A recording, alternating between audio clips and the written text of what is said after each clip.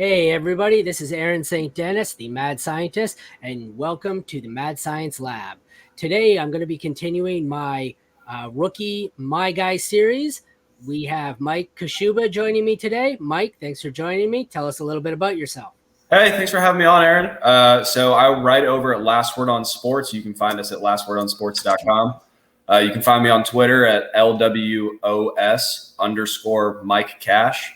It's just crossed off the back part of my name. Twitter didn't like how long it was. And been doing this sports writing thing for funsies on the side, and I'm just excited to talk about football and some of my favorite players. That's how I started. It's like I was doing fantasy, and I just said, you know what, I'm going to create an account and start doing this, a little bit more seriously. I was always a spreadsheet guy, and the next thing I know, it's like, holy shit, I don't have enough time in the day. I'm not doing this for funsies anymore. I'm contributing to like 12 sites and 8 podcasts. I think you're my 6th podcast of the day. So Man, crazy. So with that said, we won't waste any more of your time. I will fire this off into Mike's first My Guy. If I can bring it up on my damn screen, it is Tennessee wide receiver Jalen Hyatt, checking in at 6 feet, even 176 and a 440 on the 40. What do you like about him? well, I tell you what, the measurables are awesome. It's funny that he ran the 4.40 and everybody was immediately disappointed about it. When you That's saying a lot. Yeah, you look at his 10-yard split, you look at his vertical jump, you look at his broad jump. Like, this is an explosive athlete, and it shows on film immediately. Even like just coming off the line, the defenders have to give him a 10 to 15-yard cushion. Otherwise, they're just waving goodbye and watching the touchdown. On the DLF Superflex rookie ADP, he currently checks in at 15.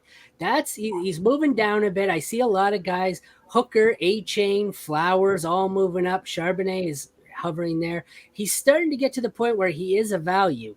Early in draft season, he was going tail end, 1-2 turn basically. So I'm starting to like that. It's amazing how a guy running a 4.40 can hurt his rookie draft. I don't understand it. He's got, like, he's not huge. He's a bit on the thin side, but I guess Devonta Smith is showing size doesn't really matter. For a guy who's 6 feet and runs a 4.40, our drafter's just afraid we're getting another Tyquan Thornton. I don't see why he's starting to slip, even though it's just a little bit.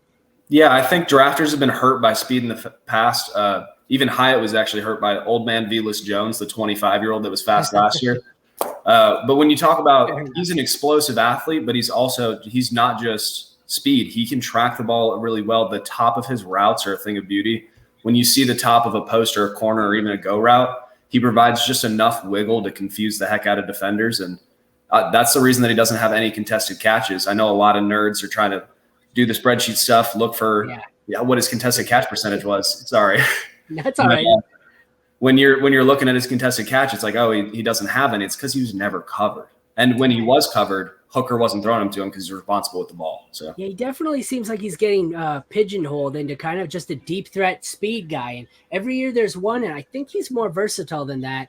And even I feel like I could be completely off on this, and it could have been another quarterback, but I feel like at the combine or the pro day, they interviewed Hooker, and he said it's not his fault that his receivers just can't be covered and they're so wide open. That was Hooker, right? That sounds about right. I mean, you're going to knock a guy because his receivers are wide open and he's responsible with the ball. Like, Hyatt made it easy to play quarterback and Hooker made it easy to play wide receiver. It's a perfect combination. He's got, I think he's going to go maybe not squeak into the end of the first round, but he could. At very least, I think he gets early round 2 capital. How about yourself? Yeah. So in my latest mock draft that I did for Last Word on Sports, I actually think I had him going to the Baltimore Ravens. That was before they had signed Odell Beckham. I think Hyatt provides a very different side of the game to that. And I actually think that his floor is a Nelson Aguilar style player. I don't hate that landing spot. Like OBJ, I don't think really changes anything for me. No. I'd love to see him. Try to think of where else would be good. I tell you what, the receiver, but I don't know if he really fits there. If he goes to Kansas City at 32, he's going to think about the Sky Moore bump last year. He went in the 2nd round. He was a small school kid. If Hyatt goes 31, because Miami, messed their stuff up. If he goes 31 to Kansas City, I think he's going 108 rookie drafts. You know what? No. I love that landing spot for two reasons. A, I'm dropping my stuff. A, I love it going to KC, but I also love it because I think you might be wrong on where he goes.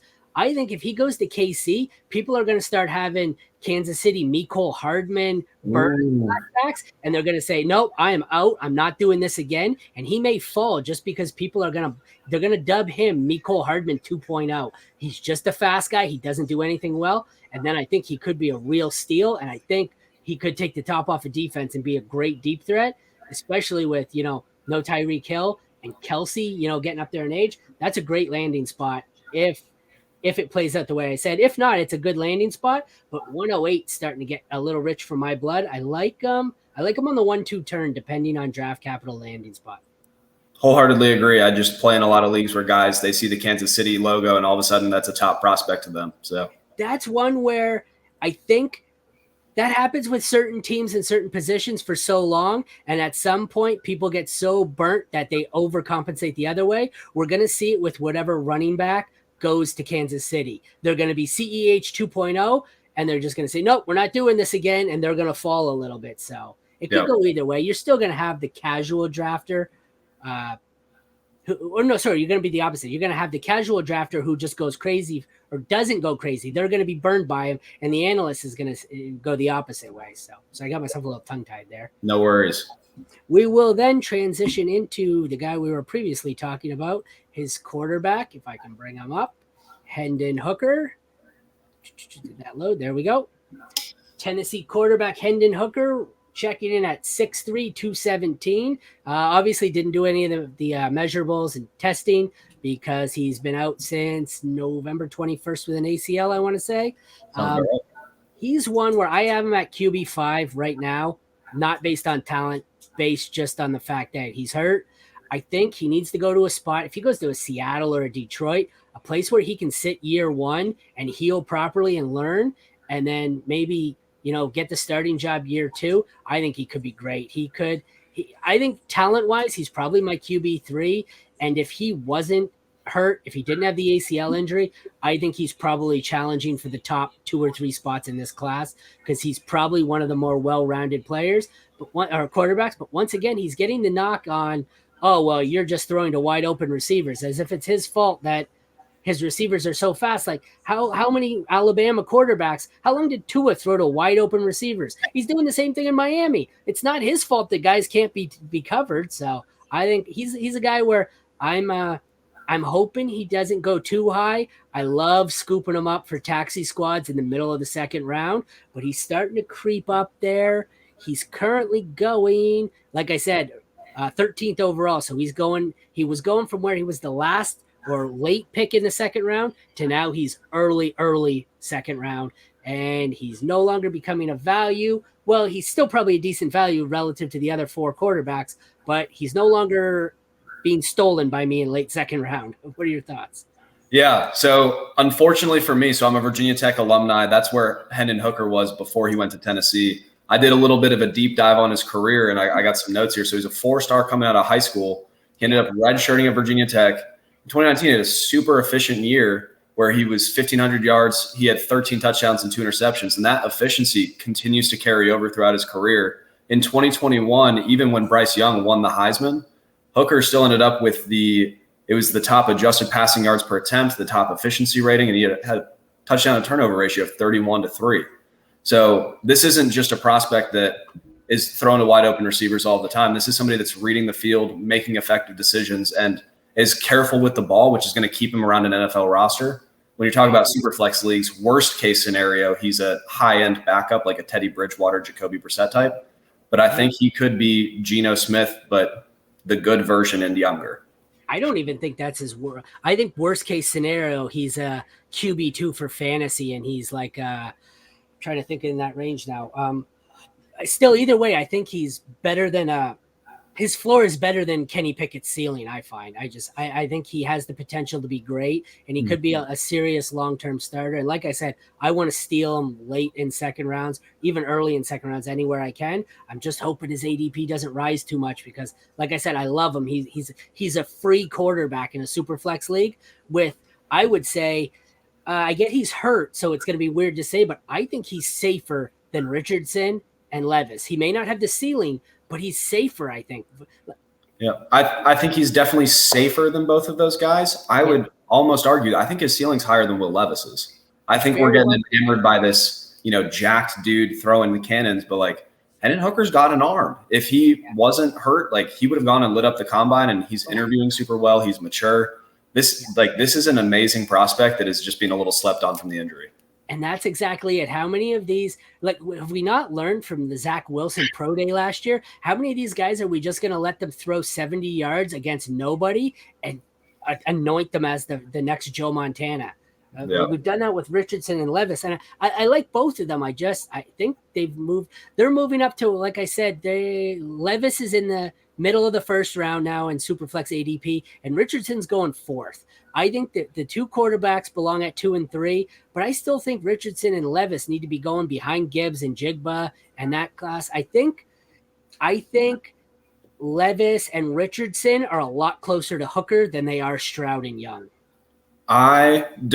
We only got a little bit of time here with this, but Anthony Richardson is also towards the top of my guys. He's my quarterback 1 in fantasy.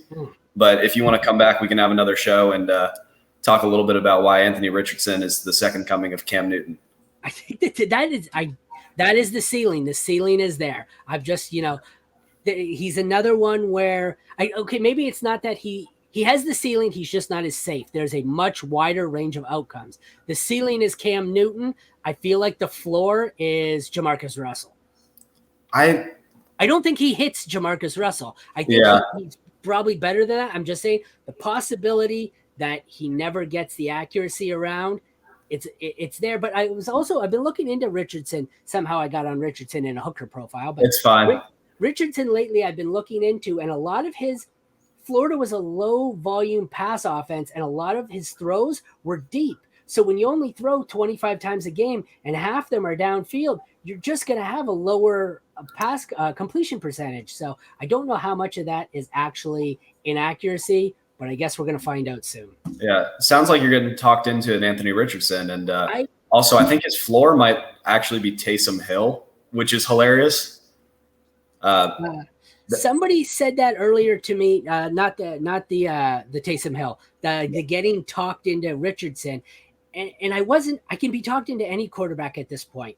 I think the top 4, even 5, depending on draft capital, assuming they're all going top 10-ish, top 15 for Hooker, and landing spot, you could sell me any of these as the number 1. I have a league where I go in and I have the majority of the first round picks because I tanked really, really well. Mm-hmm. And I'm going to get to draft 3 or 4 of these guys in the first 2 rounds.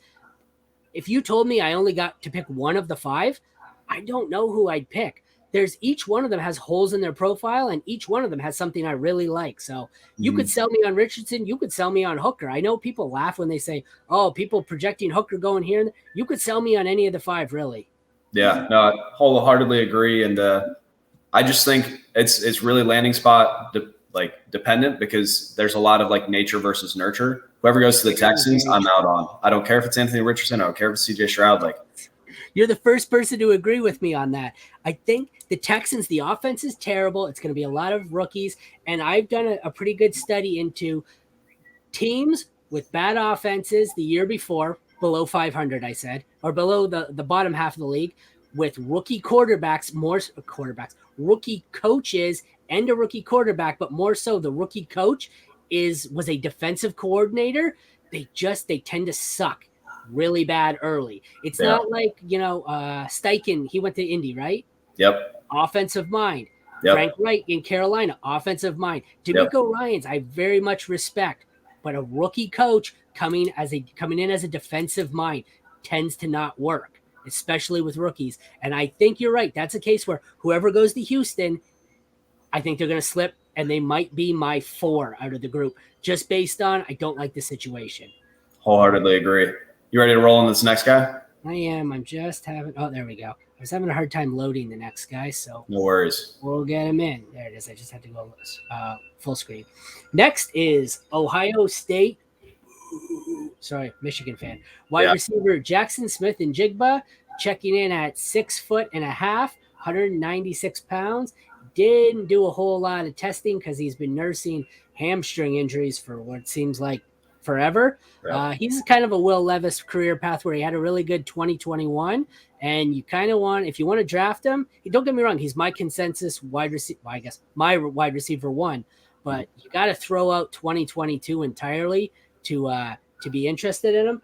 Right now on DLF, he is 6th overall, kind of flip-flopping there with Jahmyr Gibbs. So like I said, I have him in a wide receiver tier to himself, and in that 5-6 range or 6 range, I'm taking whoever falls out of Gibbs and in Jigba. So what do you like about him? You know, where are you ranking him? Where are you taking him?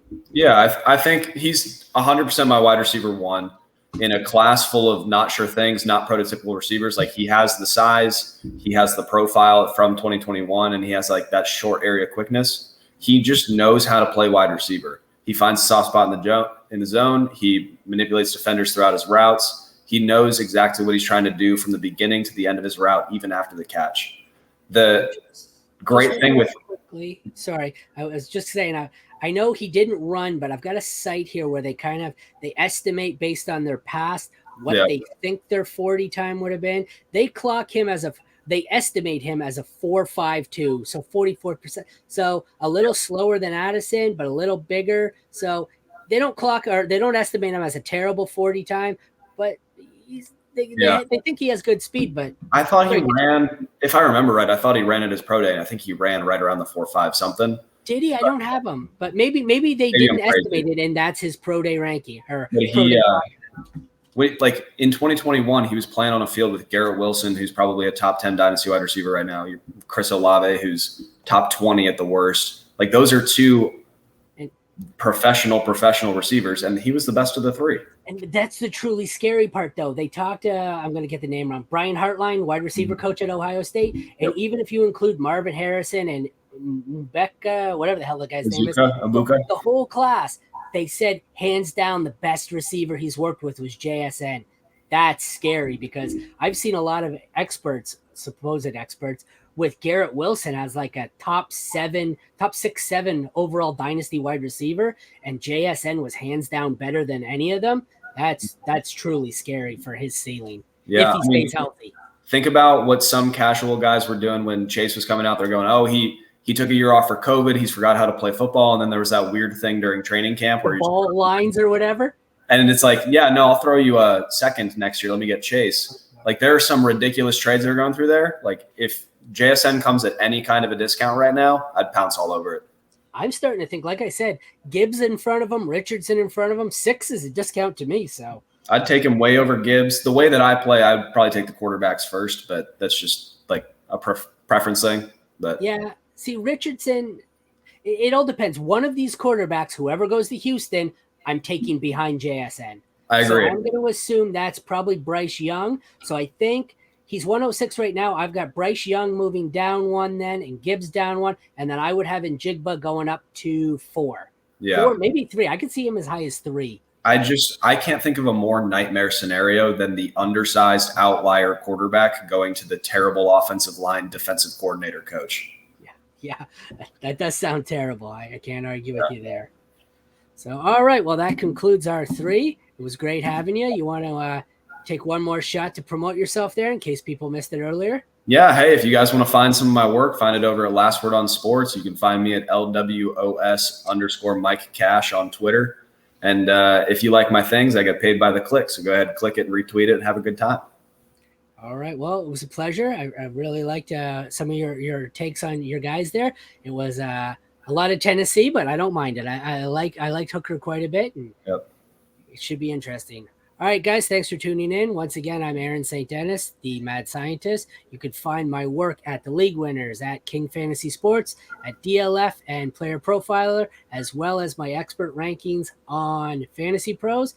This has been the Mad Science Lab, and thanks for tuning in. I will have more of these My Guy episodes. I think I'm going to try and release one every night up until the draft if I have enough guests. So be sure to check those out.